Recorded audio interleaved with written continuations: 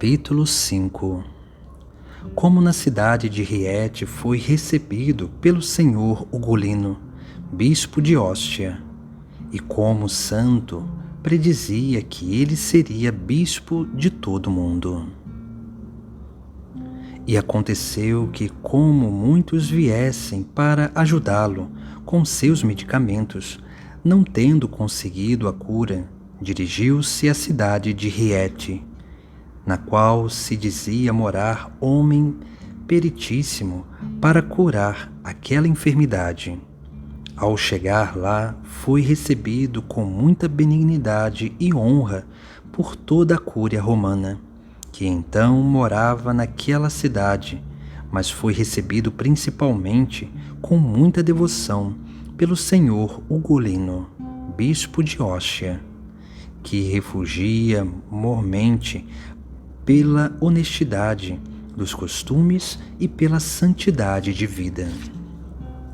E o bem-aventurado Francisco escolhera-o como pai e senhor sobre toda a religião e ordem dos seus irmãos, com o consentimento e vontade do senhor Papa Honório, pelo fato que a santa pobreza muito lhe agradava, e porque ele tinha a maior reverência pela santa simplicidade. Aquele senhor se conformava aos costumes dos irmãos e no desejo de santidade era simples com os simples, humilde com os humildes, pobre com os pobres.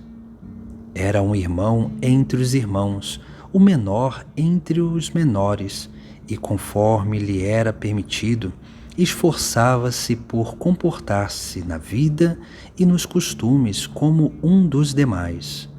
Era solícito por plantar a sagrada religião em toda parte, e com a clara fama de sua vida, ainda mais clara, ampliava muito a ordem nas regiões longínquas.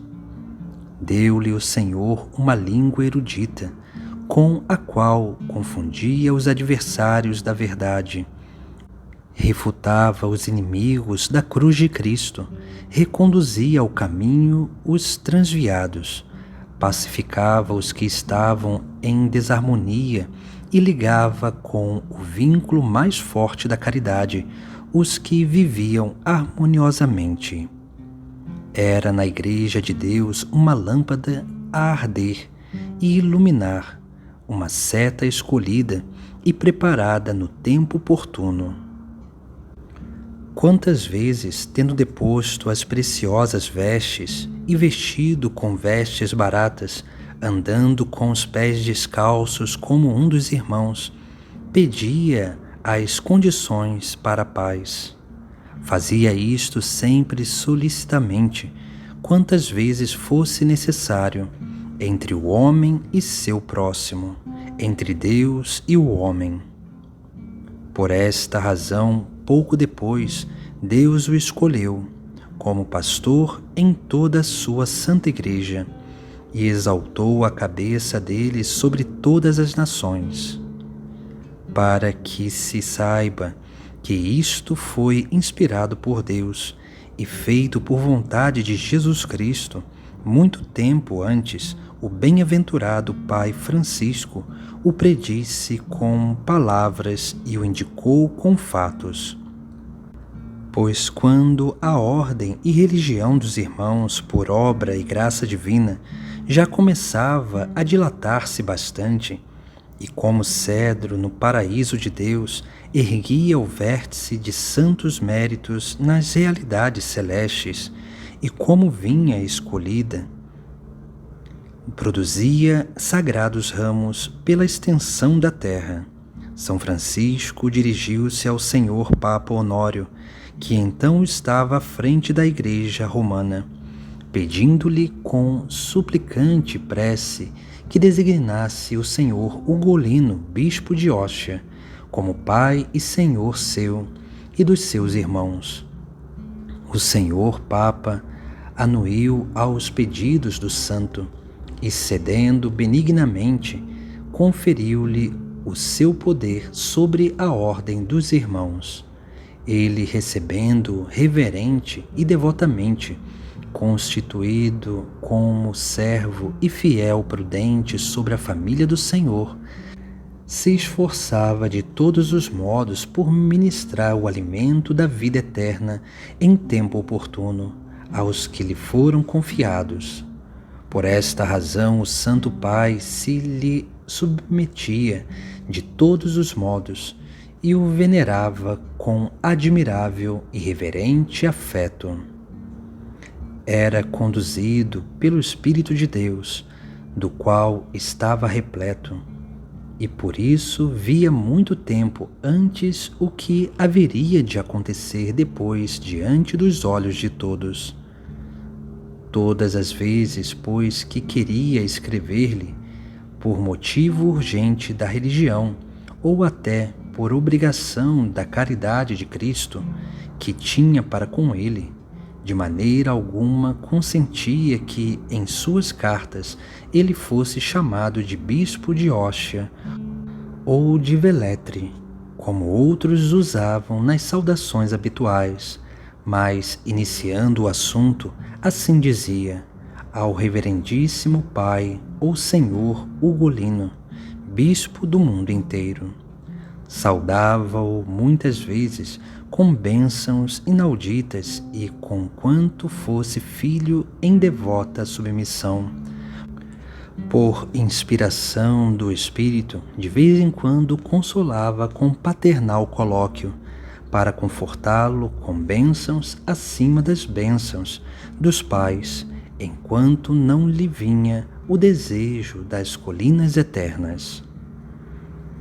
Também o mencionado Senhor tinha enorme amor para com o santo homem, e por isso tudo o que o bem-aventurado homem dizia, tudo o que fazia lhe agradava, e muitas vezes somente ao vê-lo se comovia.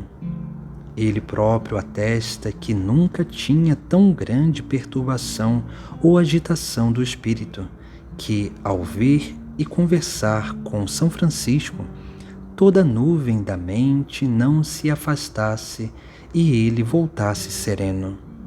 Fugia a tristeza e ele aspirava a alegria do alto.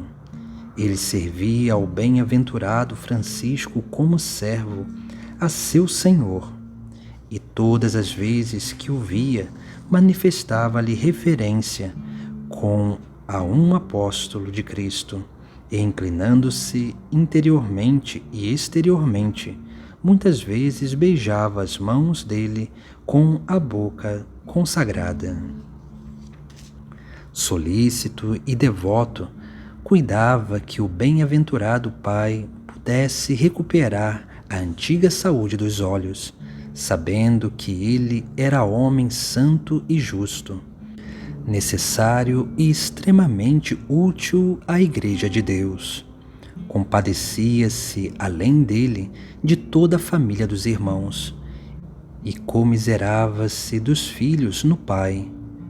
Por conseguinte, admoestava o Santo Pai a que cuidasse de si, e a que não rejeitasse as coisas necessárias para cuidar da enfermidade, temendo que o descuido destas coisas fosse mais um ato pecaminoso do que um ato meritório.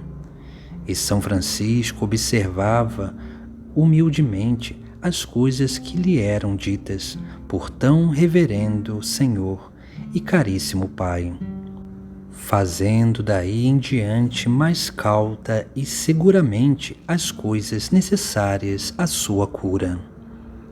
Mas o mal já se havia agravado tanto que para qualquer melhora requeria habilíssima perícia e exigia tratamentos muito dolorosos. E assim aconteceu que, tendo sido cauterizada a cabeça em diversos lugares, dissecadas as aveias, colocados em plastros e introduzidos colírios, nada adiantava, mas quase sempre se tornava pior.